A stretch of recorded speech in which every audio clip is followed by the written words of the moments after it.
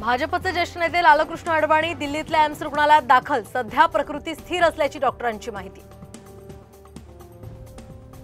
Ghatkopar hoarding प्रकरणी निलंबित IPS अधिकारी कैसर खालिद यांच्यावर अटकेची टांगती तलवार, नियमबाह्य पद्धतीने परवानगी दिल्याचा ठपका। नीट पेपरफुटी घोटाळ्यातील मुख्य म्होरक्या मराठवाड्यातलाच, सूत्रांची माहिती तर इराणना आणि गंगाधरच्या शोधासाठी पोलिसांचं पथक दिल्ली आणि डेहराडूनला रवाना। 459 जिल्हा परिषदेच्या शिक्षकांच्या नियुक्त्या, या शिक्षकांना आता नव्या शाळांवर तात्काळ रुजू व्हावं लागणार।